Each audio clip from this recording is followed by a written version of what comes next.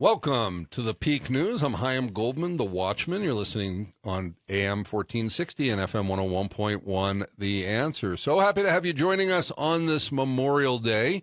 But as we promise, complete transparency with you at all times.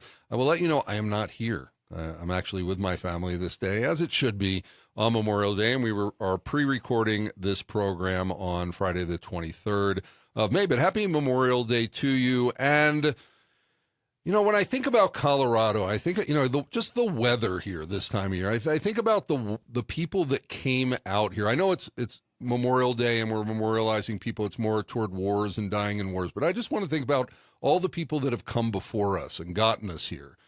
That the people who came out here were hardcore.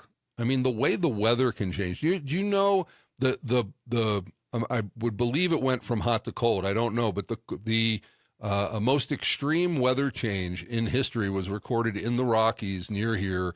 Not sure how long ago, quite a long ago, but 100 degrees in a day.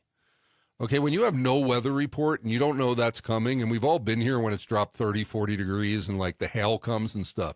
The people that came out here were hardcore. I mean, really, how they survive. You can't grow anything out here. You ever try to have a garden? It's like impossible to grow stuff. So how these people survived, I don't even know. But what I know is they're a lot more hardcore than we are now. And I would like us to give them tribute by becoming more resilient people, more hardcore people, people that are willing to suffer for the common good, that aren't just looking out for ourselves, that are really willing to put ourselves in, I don't want to say dangerous positions. They put themselves in dangerous positions, but to be willing to take risks to yourself in order to forward something that brings good to other people. Let's challenge ourselves, because the people who did that, yes, of course, people came out here looking for freedom, looking to own land, looking to, find gold, make a way for themselves. There's always that profit motive. That's why there should be. That's why this whole thing, without a meritocracy, nothing gets done. Everybody should. But they also had a vision for a better life and for those who would come after them. And I think that we've lost that a lot. I mean, we've forgotten about our children. I do what I do and sacrifice what I do because I'm thinking about my children. I want to leave a better world than was left to me. And my parents left me a pretty good world. I think most of this garbage has happened on our watch, and we need to take it back. And where can we do that? We can do that in our region. So let's pay them tribute on this Memorial Day and every day by pushing ourselves a little bit farther, by willing to take risks, by willing to do things that are self-sacrificial, by willing to do things that might get ourselves in a little bit of trouble or a lot of trouble if we know that it's for a better good. And so that's my little monologue on Memorial Day, unplanned, but that's what I think. And I'd love to see more people in our community, because we would have a much lovelier community here in Colorado Springs if we would all do that. And I want to also do a shout out to all of our sponsors on this Memorial Day, because, and you'll hear their commercials during the program, and patronize them, because they do provide this to you. And every month when they come to pay the bills on that in order to keep us on the air, I'm very, very thankful of them also. So we have on the show today, this is Business and Culture Monday, even though today's the day when businesses are generally closed. A lot of businesses are closed. And we're combining business and culture by talking about the culture of the sports business. And we have as our guest and co-host for the hour, Brad Estes, who is the new president of the Colorado Springs Switchbacks soccer team. Officially Colorado Springs Switchbacks FC. Football team, soccer. Maybe we'll talk about that a little bit. Talking about the culture of the sports business as he is now taking over this successful decade-old franchise. Brad Estes, thanks so much for being on the Peak. Thank you for having me, sir. And thanks for coming in on a Friday to record this. But Brad keeps telling me his family hasn't moved here yet, so he would have come in on Monday too, but we're not here. But thank you for that. So we'll be talking about the culture of the sports business. Jordan Baldwin has been reporting with our citizen journalists from the federal courthouse up in Denver with this, what's known as the hate crime hoax trial, the trial of Derek Bernard and Ashley Blackcloud on supposedly perpetrating a hoax during the election, the mayoral election. And the final arguments were given today, and Jordan is now the jury is in deliberation, And Jordan is going to be giving us an update on that in the next segment. And then we'll talk about the switchbacks. And Brad is going to talk about, as I've been, I sort of opened it up to those who came before. He's talking about those who have been now as a newcomer, being very appreciative of what he's seeing here as a new person coming in from Kentucky? Louisville, Kentucky. Coming in from Louisville, Kentucky. So it is Memorial Day and Business and Culture Day. You're listening to The Peak, where we say the quiet stuff out loud. We are here to serve you on The Answer and also on our website, thepeak.news. And you can join us as a citizen journalist, as an intern, as a tech, as a guest, as a sponsor. More information on that on the website. You're listening to The Peak, and we'll be right back.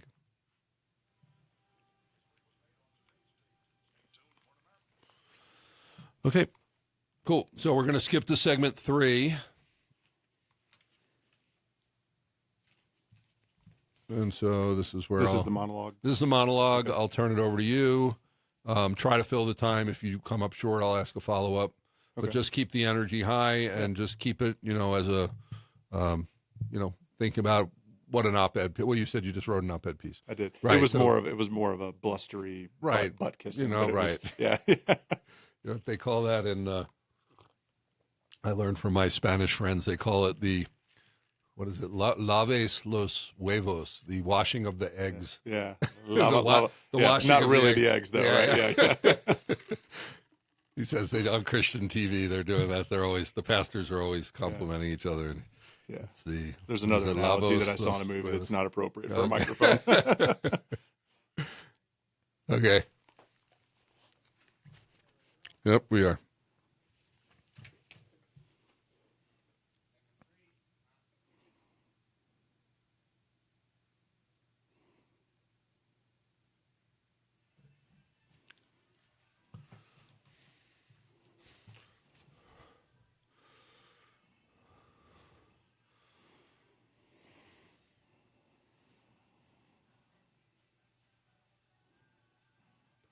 Welcome back to the Peak News. I'm Chaim Goldman, the Watchman. You're listening to AM 1460 and FM 101.1, The Answer. Today is Business and Culture Monday, and no, we don't lie to you, but we've learned that basically that's what the media does, right? They told us that Trump was Hitler. I happen to be Jewish. I don't see the gas chambers coming, anything like that.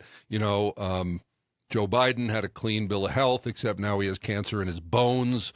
And people are not bringing stuff out, and it happens here too, and that's a problem. It's more omission than commission, but we've committed to say the quiet stuff out loud here, and we invite you to do that too by joining us. What other kind of news service is there? Not only are we committed to doing that for you, we invite you to come do it for the community too. So go to thepeak.news and become part of this grassroots initiative madness that we're having here. We have as our guest for the hour on Business and Culture Monday, Brad Estes, new president of the Colorado Springs Switchbacks, talking about the culture of the sports business.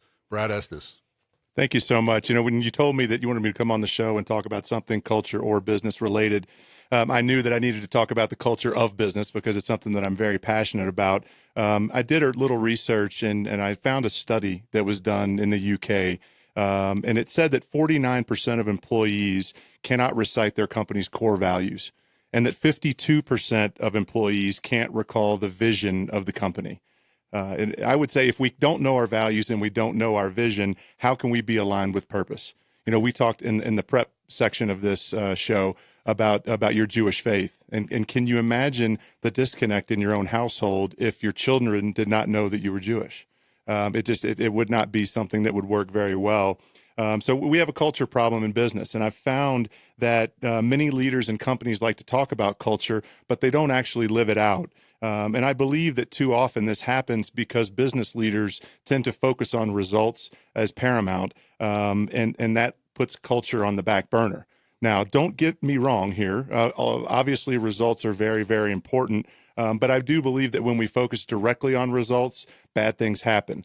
Okay, I like to teach our people to focus on the things that can impact results down the road. In other words, we don't make decisions based on next month's income statement. We try to make decisions based on what impacts the overall value of the company in 5 years. And so that really insinuates what I would call a balance sheet view. In your income statement, it's what you're earning this year. Your balance sheet is the cumulative value of the business over time. And so we tend to focus on creating that sustainable business that has value in it from a long-term perspective.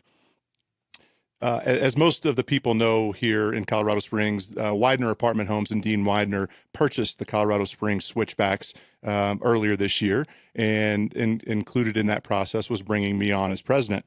And anytime you have an ownership change, it's time to reshape your vision, your mission, and your values. And that's something that was very important to me that I found during the interview process, was that there was an alignment of culture between myself and the folks at Widener Apartment Homes. So when we talk about vision, mission, values, to me, our vision is where we're going. It's something that's difficult to achieve. It's something that's almost vague and ambiguous. Okay, when we talk about a mission statement, we're talking about how we're going to go about achieving that vision. And then when we talk about values, these are the things that we hold dear as we make decisions every single day. And we put those up on the wall, and we look at them every day so that we know how to make decisions moving forward. As we went to revisit our values here at the Switchbacks, it was a collaborative process with our team members. We got feedback from all the way down to the janitor up to the board. And that's how we think that we can create a sustainable process going forward with a strong focus on building a great community asset here. And that's how we ultimately know that we will be successful, is if we have success over the next 50 years where people are Switchbacks fans because their grandpa was a Switchbacks fan. Did you rewrite the mission statement? We actually did, yes, okay. And it's being tweaked as we speak. Okay, so you haven't memorized it. Did I put you on the spot for it? Do you know it? Do you know it I do know it, but it's not ready for prime time just yet. Okay, so I was just let me just say what this. are some of the core values in the mission statement? Well, I would say that our vision is to inextricably embed ourselves into the heart of the community, to foster connections and enrich lives in Colorado Springs. That's what I would say is the most important part. See that? It didn't mention soccer at all. That's right. You notice that? You notice that. Sometimes, yes. The vision and mission statement, it's interesting. What are your core values? What are you going to be doing? How are you going to be serving the public above and beyond what everybody thinks you're doing? I'm Chaim Goldman, the Watchman. We're here on Business and Culture Monday with Brad Esses, new president of the Colorado Springs Switchbacks. And when we come back, we're going to be talking, Switchbacks. Okay. Good. That was a good segment. I would have gone for 8 minutes had you not been doing this. Yeah. It's hard to know timing. Yeah. When you do this a lot, you start getting an internal. I just tend to go. Yeah. I did something at halftime last game, and they said I'm going to give you 5 minutes. I said I only need 3. At 6.5, they were telling me to cut it off. So it's hard, especially public speaking, because you got to sort of feel the audience. This is just monologuing at the mic, so you do it at your own pace. So we're going to segment 4? This is segment 4. So this is the basic interview and the questions. And you'll wrap me up on time on my answers here, too? I'll wrap you up to make sure we click through. Yeah. So it ends up being about 2 or 2.5 minutes per answer once I ask the question. Okay. So.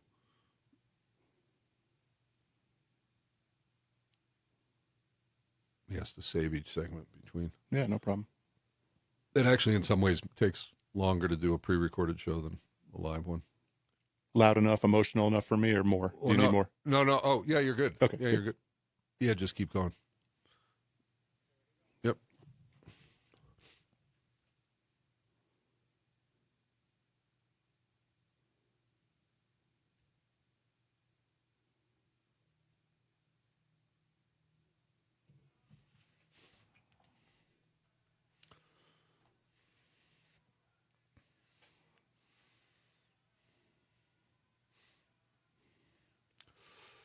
Welcome back to the Peak News, and happy Memorial Day to you. Thank you for including us in maybe you're driving around going to different parties. I don't know.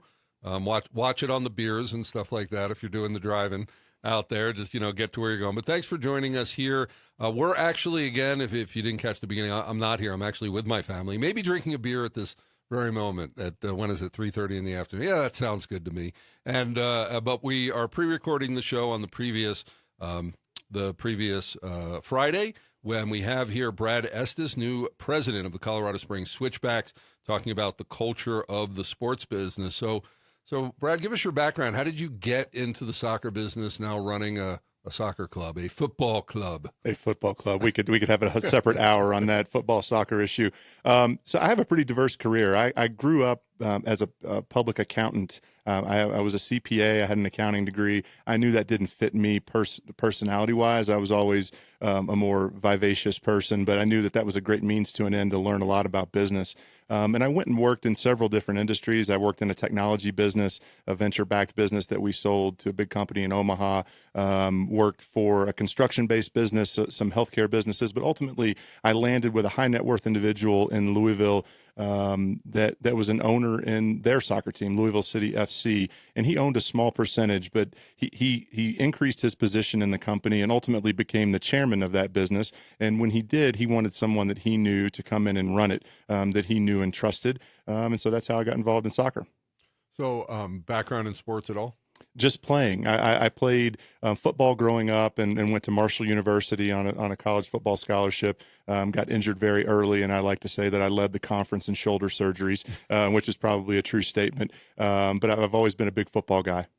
So let's talk about the sports business, culture, the people who are running stuff up in the head office. What are the challenges of operating a soccer team that's 10 years old, now going into its 11th season? The market isn't that big a market. It's a mid-size market, and they just won big. So what do you do with that when you come in as a new manager? What do you do? Well, I would actually say one of the nice things about this business is that it's not a fixer-upper. The Reagan family did a great job running this business. But in terms of a challenge, I think it's a bigger challenge of just being a 10-year-old rather than being a 10-year-old business. It's a challenge of where soccer is in this country. I would often talk to people and ask them, why are you a Denver Broncos fan? Why are you a Chicago Cubs fan? And a lot of times it's, my grandfather was a Broncos fan. It's a family tradition. It's all I knew. Well, guess what? There are no grandpas. There are no people that are fans of the Switchbacks because their grandfather was. Mm-hmm. And so I think we have to overcome this lack of generational presence, and that just takes time. And so it's up to us to build that sustainable business model through community engagement that has us here and present and thriving in 50 years. Other challenges? Oh, gosh, there's many challenges in any sports business. You're always trying to fill the stadium. You're always trying to drive partner revenue. You're always trying to get people to buy your merchandise. But it's ultimately about a great product on the field. And we talked earlier about culture. And to me, it's about having a great culture in your office and in your locker room, because when those folks feel good, then they take better care of the people that come and sit in your stadium. And when those folks feel good, then they're going to come back. And when they come back, then that means that you are building something that's sustainable. You hit your financial goals, which allows you to continue to reinvest in that culture. Why do you think soccer has not become the whole world goes nuts over this sport, and in America we're like, meh, why is that? Why do you think that is in this country, while literally the rest of the world, soccer is the biggest thing there is? There's a World Cup. That's right. Yeah. I think in America we do everything a little bit differently. I often joke with my European friends that I work with about how if something's done great around the world, we'll find a way to mess it up here in America. Of course, I'm kidding. But I do think it's a generational thing. Soccer did not get really introduced in this country until well after football, basketball, baseball were already cemented. And so you're trying to gain market share in people's minds. And then you have hockey that's become very popular. But what you will see is that soccer is gaining market share. It's stealing market share from the NBA in particular. It's stealing market share from NFL and Major League Baseball as well. And it is the fastest growing sport in America. Why do people choose to be a fan of soccer over other sports? Like, what is it about the personality of the people who are drawn to it? What is it? I do think that soccer is inherently a more grassroots concept. No pun intended. Yeah, yeah. There you go. Yeah. Although we do have artificial turf at Widener Field, I think that soccer is more grassroots. I think, and look, I'm a football guy. I love football, basketball, baseball, all those sports. But I do find that those sports are a tad more transactional when it comes to the fan base. The supporter base in the soccer world, they are creating their own nonprofits to raise money for causes that they find dear to their heart. and they live it, and it's just a more of a part of their daily lives than it is other sports where it's more transactional. You buy a ticket, you go and cheer, and you love it, right? You buy the jerseys and you talk about it at the water cooler. But in soccer, it's more tribal, and it's when you look around the world, it's tribal, and and you see some of these stadiums going nuts in European and South American, Mexican and Mexico.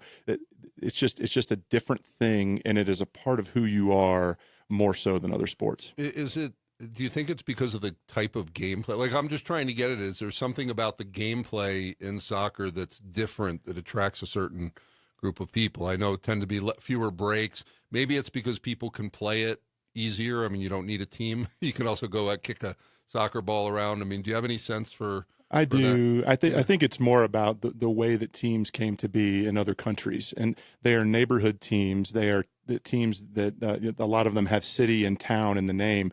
And again, it's tribal. This is my neighborhood. This is where I live, and this is why I'm proud to be a fan of this team. And it just didn't happen, like hockey up in Canada. Yeah, exactly. So it's just we had so many sports that it never took over the way the corner stickball and things like that did in America. So okay, well those are the challenges. How do you go about solving these as the president of the Switchbacks? Earlier, we spoke about vision and mission, and our vision is to embed ourselves into the heart of the community. And I think that's really the only way to go about creating a sustainable sports model, particularly in the soccer business. We have to engage the community in a very real way, and we do that outside the walls of Widener Field. We're developing programs at the very early stages. We're developing programs to help underserved communities with their soccer programming. We're doing things like one of our fans was in a very serious car crash a few weeks ago, and we are trying to help them raise money. We actually had a spot at halftime in our last game where we raised money. We raised $20,000 in about a 30-minute period for them. And so those are the types of things that we want to do, because I can sell you a ticket, but I don't want to sell you a ticket. I want to create a love in your heart for what we're doing so that you can't do without it, and you set your schedule around it. You don't decide when you're going on vacation until our schedule comes out, because you cannot miss that key rivalry game.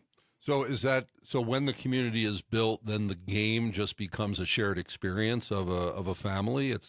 It's the definition of sustainability and scalability. Okay. I can have dollar hot dog night, and you can come out to the game because of dollar hot dogs, but what am I going to do next week? Is it dollar beers? Is it, what gimmick do we have? Mm-hmm. But if we create a love affair between the community and the Switchbacks, then it's something that you can't do without.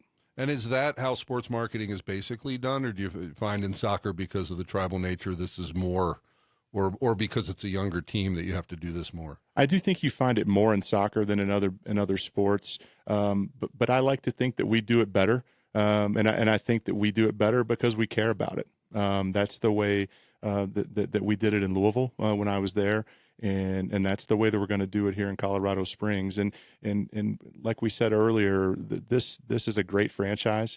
We're going to do things just a little bit differently probably going forward, but it's such a great business already, and it's a great team, and it's a great community, and I really look forward to just solidifying those relationships. Okay, and then now let's come into the stadium. Tell us more directly about the Switchbacks, how people attend the games, where it is. Let people know if they don't, and also we're gonna give away a pair of tickets. We're getting a pair of tickets. We're gonna run this contest for the week, but you can enter it in on our website now for that. But tell us about now in the stadium. Let's get into the nitty-gritty of the sports and the experience. Yeah, so Widener Field is on Cimarron Street, right off I-25 in the southwest part of downtown. It's a beautiful, quaint stadium. There's no bad seat in the house. It's about 8,000 seats. It's extremely loud in there because we have this canopy system that keeps the noise in. And if you've never been to a soccer game, I've heard people at times talk about, it might be 1-0 or it might be 2-2, and it's not that fun. These games are action-packed. They never stop. These guys can run 9 to 10 miles in a game, and there's something happening all the time. And I used to tell my dad, you can come to a 7:30 kickoff, and you can have a good time, have a couple of beers, and you can be at home in bed by Sean Hannity. And so that's how I got my dad and his friends to come to games. Not a lot of breaks. It just runs straight through. No breaks. Yeah, amazing athletes. And this is also maybe because there's less time for commercials and things like that. There may be a business side of that, of why soccer didn't get popularized. There's not as much time for selling commercials on it because the games tend to run straight through. So That does feel like an American thing. Yes, yeah, it does. Hey, that's where we are. That's what you have to deal with. So we're giving away a pair of tickets. Absolutely. Okay, so you can go on our website right now, thepeak.news. It's there on the homepage, and sign up. And we're gonna run this through the week. Sign up. I'll let you. You know what? I'll let you sign up once a day. Even if you're a fan and you want to sign up once a day, do that, and then we'll do the drawing at end of day Thursday. So last thoughts on this on the Switchbacks. We're going to come back. We got one more segment, but last thoughts on this segment. I just think you need to get to a game. Those that have never been to a game, the first time they come, they want to come back, and they always come back because it's that kind of an environment. It's just unmatched compared to other sports. And it's downtown Colorado Springs, so another great reason to go downtown if you don't do that. It's a beautiful area. The stadium is beautiful. And so go see a Switchbacks game, and maybe with a free ticket. If you go sign up, go to thepeak.news now and sign up. When we come back with Brad Estes, new president of the Colorado Switchbacks, we're going to be talking about, on this Memorial Day, being appreciative of our community here. I'm Chaim Goldman, the Watchman. You're listening to The Peak, and we'll be right back. Okay. Good segment, except I forgot to give your website. So I'm sure people can find you, but I'll give it at the beginning of the Google. Yeah. But I always do that, but I didn't. Good. This has been good. Thank you. I think so too. I love doing this stuff. You have a good radio voice. Thank you. I have a good radio face, is what I was told. That's what we say. Yeah, me too. I love radio. I did video production most of my career, but it's just so much more immediate, and the production values are, it's so much less expensive, and you can turn on a dime, and using your voice, because that's all you got, like the ability to communicate with voice. But where we do a call in from somewhere, and people don't expect video, and like it's a much more immediate, personal kind of thing, and we can turn on a dime also. Agree. Yeah. There's lots of video. I like video, but when it's in the news area, it's more expensive. You get a minute and a half story, not a 4 minutes or 5 minutes that you'll get on the radio if people bring you on. So. Yeah. When will this air?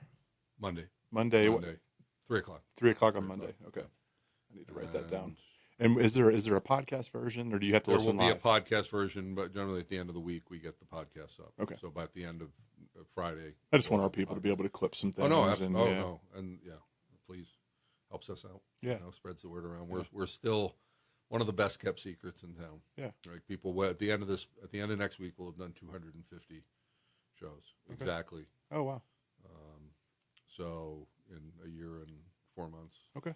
So it's cool. So we have a lot of content out, but a lot of people still don't know about us, which is why over the summer I'm working on our social media, because everybody who listens to the station knows we're here. We've been on long enough for that, but the rest of the community doesn't. Okay. Final segment. So this is, you said I had 447 or so I got 448 to get out. Okay. So 242. Okay. Cool.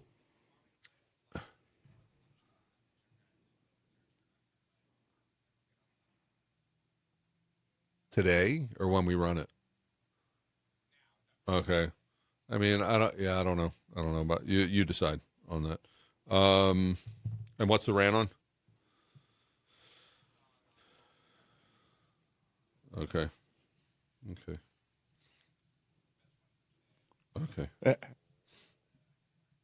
How long do you want me to talk about this? This is going to be about a 4 to 5 minute. We have about 4.5 minutes front to back. Okay, total. Okay, so total from when you start. So there's about 4 minutes of content. Okay, and you'll do this and this. Yeah, I'll get more. I'll give you a wrap up more when it's time. We'll just talk until wrap up time. Okay. Okay, roll them.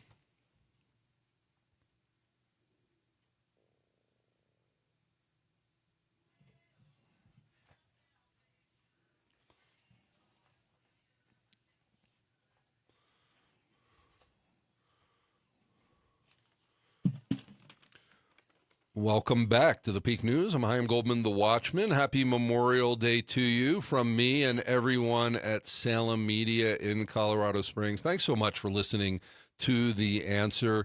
It's really interesting. I was just thinking about what this station is called, The Answer, and sort of in a prophetic way that, that's what you're looking for when you come on here. Do we have answers? But what I hope that we do is not give you answers, but empower you to figure these answers out for yourself. When we give you good information, introduce you to people, inspire you to do stuff, you're the one who needs to figure out the answers in your own life. But thank you for joining us here on this Memorial Day on a most likely a day off that you have. Well, we've been spending this enjoyable hour on Business and Culture Monday with Brad Estes, new president of the Colorado Springs Switchbacks, talking about the culture of the sports business. And he was telling me, I said, what do you want to do in the last segment? Because we leave it up as a grab bag.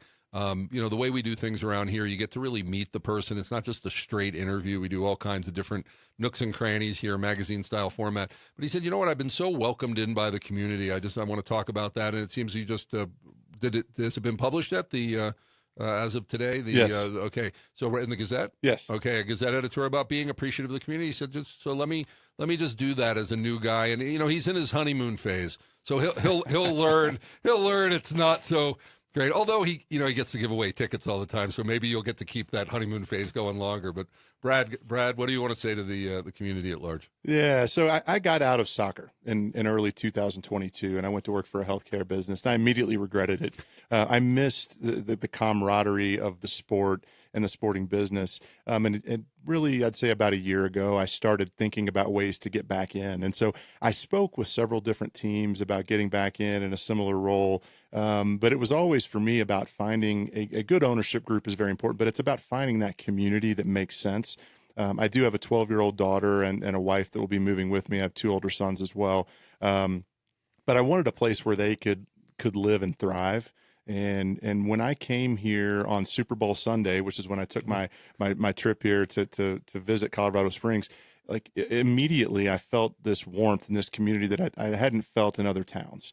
And I wasn't sure what to expect. Colorado Springs is from a guy from Kentucky is it may as well have been, in the middle of Asia. Right. And so I wasn't sure what to expect. Really? Okay. Yeah. Well, I mean, I've never been to Colorado, other than on a layover through Denver. Right. So I wasn't sure, am I going to get Southern hospitality? Is it going to feel West Coast, East Coast? What's it going to feel like? And what I found is that the genuine warmth and the people in this community really wanted to help. I was introduced to different people that were not going to benefit from me being here, that really wanted to help me get acclimated, whether it was in finding a house or it was finding a school for my daughter or helping my wife get introduced and plugged in and finding a new career opportunity.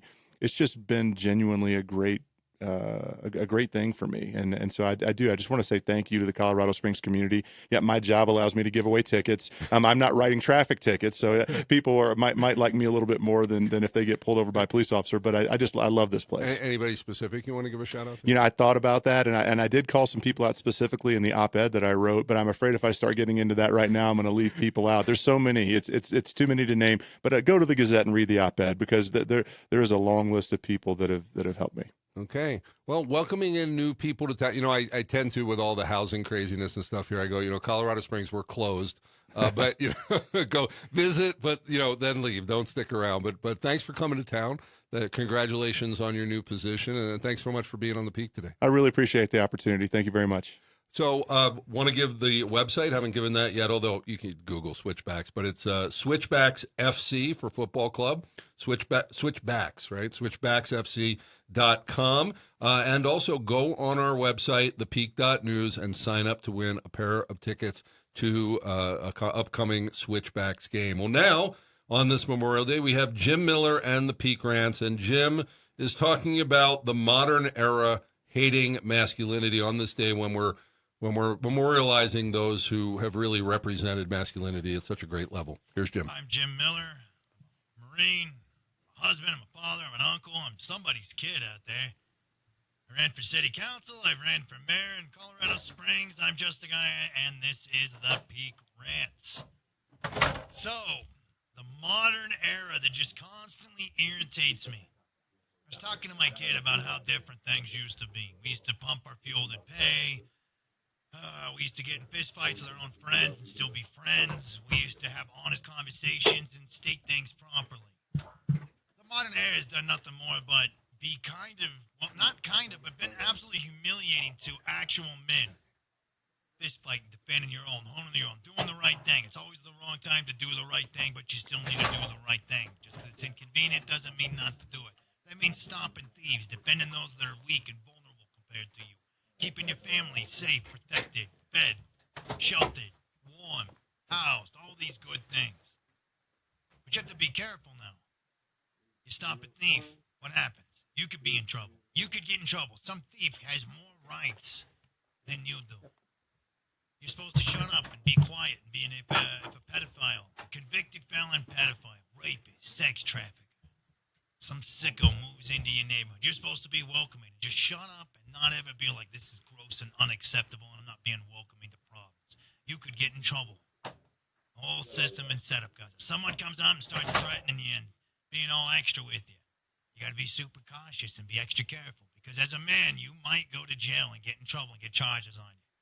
Some problem that stirs everything up, that makes everything an issue, challenges you as a man, your testosterone levels, if you will, your sovereignty, your liberty, your freedom, your individuality.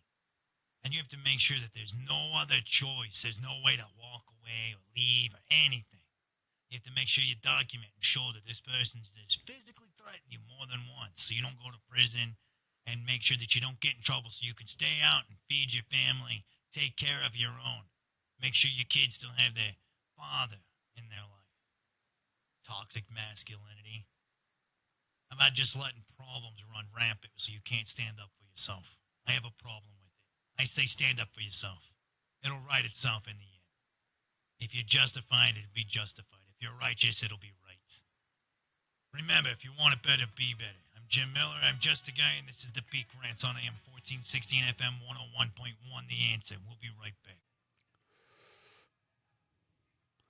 Welcome back to the Peak News. I'm Chaim Goldman, the Watchman. You're listening to us on AM 1460 and FM 101.1. The Answer, and this is our headline segment where we do have dirty laundry going on this week because the trial of Derek Bernard and Ashley Blackcloud, those who have been accused of perpetrating what is being called a hate crime hoax. I'm calling it a help crime hoax because it seems that it was done to benefit the person that it was supposedly hate against, which is candidate Mobilade, who is now Mayor Yemi Mobilade. And this trial's been happening all week. We've been great covering this with our citizen journalists up there and calling in. And we have back with us today Jordan Baldwin, our number one investigative journalist on the line. Jordan, you there? Yes, I'm here.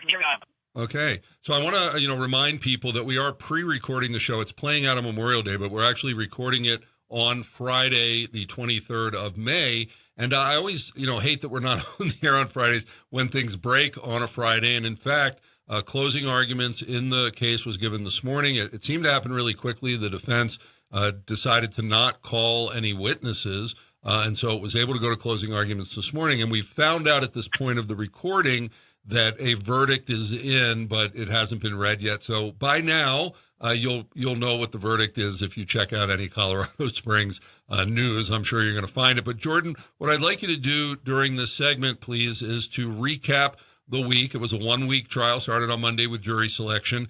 Go through the highlights of each day and then your conclusions as at this point of the recording, we are waiting on a verdict. Yeah, sure. So basically, we started off on Monday. We had the opening statements. We heard from the prosecution that if it's a case about the internet being used to convey a threat during an election, and if this was a threat, was this intended as a true threat? So, this is what was stated. It seemed to play out to be more based upon whether Yemi took it as a threat or not, and the defense did state that in closing arguments. So, leading up to later on that day, we also heard the prosecution, this was the first day, say themselves that Derek Bernard did do this to win favors in the Colorado Springs government. So we have the prosecution admitting that themselves. And then leading up to the final day here, where we're at now, we see that this is a case of coming in and them not knowing if Yemi did take this as a true threat. They mentioned Mrs. Moblade and her testimony and how she was affected by this, but the defense did state that it didn't really matter who else felt threatened by it.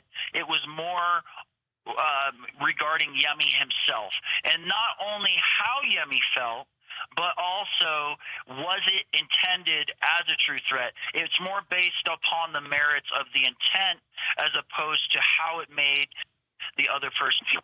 So as we moved into today, it was a pretty interesting day with the closing statements. We first heard from the prosecution, who went through and basically said that what they want you to believe is that this act is okay when the KKK does it, but not them, whether it was political or not. So there was a lot of heated statements. The jury was intently listening.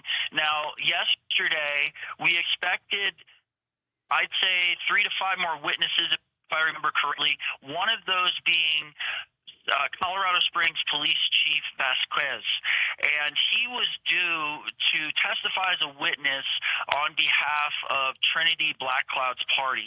It looks like he was last on the list, but after Derek Bernard had testified and got up and took the stand, the prosecution has rested after that before Trinity Black Cloud's team even called any witnesses, and they said that they were going to be giving closing statements today. So it's been a very interesting week. I will say that defense did say that the cross burning was done not to threaten Yemi, but to help his campaign, and that the FBI has known this has taken place, and they knew it for 18 months during an investigation that they did, and the defense was concerned because they said they never conveyed this to Mrs. Moblade, who was very worried and upset on the stand, and that they should have told her it was a stunt, and that they did not convey this to her, and that her husband was in communication with the people identified later. Mm-hmm. So he was worried about this, and she could have been genuinely worried about this, whether she, was involved or not. That's irrelevant. But the point is, there was a lot of emotions, and it wasn't based upon how anybody else felt. All of those other testimonies of all of these other people, these are just kind of compounding everything. It wasn't a determining factor. So Okay. They were all basing it upon, me really feel threatened, and is there a reasonable doubt behind that? It's a very interesting case. I don't know that we've ever seen one like this before. So the jury has a tough decision, and you are correct, Chaim. We did get a text.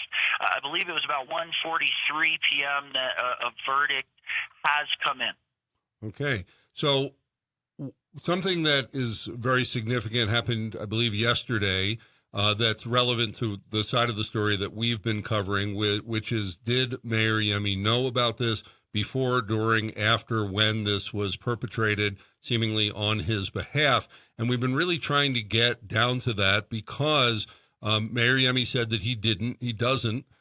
We've, presented on air evidence that he knew these people more than he had originally said. And I really want to make it clear, because we've been accused of having something out for Yemi, or, we're trying to attack him or use this. We're not. I've said many, many times, we're here to try to, as journalists are supposed to get to the truth. And it's been hard to do that. It's hard to do that a lot in journalism, is what's really going on. And that if Mayor Yemi needs to be held accountable, that the media should be part of the process of a society to do that. If he didn't, then all of this innuendo and all of the things, people thinking what they think because the press is not really drilling down on it, in order to clear his name and say, no, he definitively didn't. That is our job, too. And we've been trying to do that. But the fact that Mary Emmy has not been on the program since this happened, we've invited him to. And in fact, I'll let people know that we've sent to his people to invite him to come on this Tuesday, which at the airing of the show would be tomorrow, to come on and give his side of it now that the trial is over. In the past, he told us he couldn't come on because of the trial. But what happened yesterday is an FBI agent, the lead investigator, was asked, actually by the prosecution, did basically different questions regarding did Mary Emmy lie when the FBI interviewed him, and they said conclusively, I believe, yes, he did. But the question was, did he know he was lying? Was it done intentionally? And they said they weren't sure, and they've never looked up on that. The accusation that started all this in the Daily Wire said that they knew he was lying, and yet they wouldn't come after him because he's the first elected black mayor of Colorado Springs, and they couldn't do that. So we're still trying to get to the bottom of the story. We would love it to clear his name. We didn't bring up the story, the Daily Wire did. So, Jordan, we're just finishing up this segment, but we look forward to having you on Tuesday to give the recap, the verdict, and all of that, and anything else that's transpired. Thank you. I appreciate that. And I just want to point out, I thought it was interesting. You have 20 that seconds. The accusations made by the Daily Wire were really brought out in questioning through the prosecution themselves, in questioning of Agent Doherty. Okay. So I thought that was maybe the defense, but I was wrong. Okay. I'm Chaim Goldman, the Watchman. You're listening to The Peak. When we come back, we have Brad Estes, new president of the Colorado Springs Switchbacks. We'll be right back with The Peak.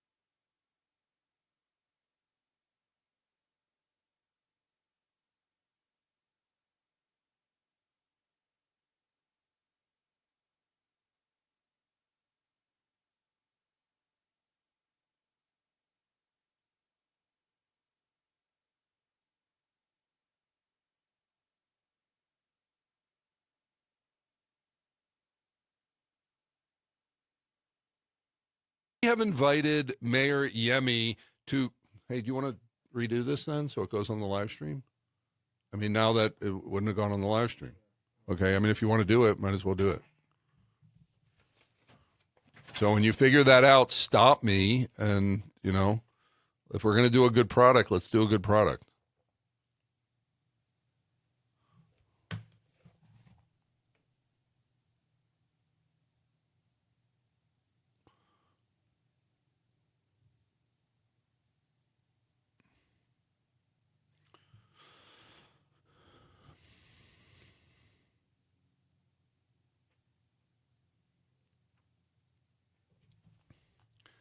Thanks for joining us for The Peak as we begin another broadcast week. Happy Memorial Day to you. Hope that you're having a great time out there with family and hot dogs and burgers and, you know, a beer and all that. I'm actually doing that now. This is a pre-recorded show, as we said. But I want us to remember, you know, we tend to think Memorial Day to memorialize those who have died in war, and we should. But let's remember everybody. Let's remember parents, grandparents, mentors, teachers, people that came before that aren't with us anymore. And let's not forget about that while we're having our fun, because they brought us here. And the fact that we can do this and we can live free and we can celebrate is an amazing thing here in America. And we don't give credit, I think, to the unknown people. So let's think about them as we go through the day. Well, tomorrow on The Peak, Tuesday, Government and Politics Tuesday, we have invited Mayor Yemi to come on the program and comment now that the trial is over, but we have not heard back yet, but we hope to have him on the program. If not, we will still do Government and Politics Day, and we'll let you know who the guest is tomorrow. Sometimes that happens in radio, but on Wednesday, which is Faith and Family Day, we've been bringing on, you know, just Protestants on this, Christians, and some that are, you know, Messianic Jews. But we've been wanting to bring on a Catholic priest, and we started doing that after the Pope died, and they said, wait till there's a new Pope. So we have coming in on Wednesday, Father Aaron Kochevar, pastor of St. Francis of Assisi Catholic Church here in the Springs, and we'll, of course, be talking about the Catholic Church in Colorado, as well as the new Pope and other things. So tune in for that on Wednesday. Now stick around for the Larry Elder Show coming up next year on The Answer, and check out, we're almost at 250 programs here on The Peak. So go on our website, thepeak.news, to check that out. Find a program that you're interested in, and just enjoy what we do here at The Peak. Saying the quiet stuff out loud for such a time as this. Enjoy the rest of your Memorial Day. Thanks for joining us here on The Answer. Shalom.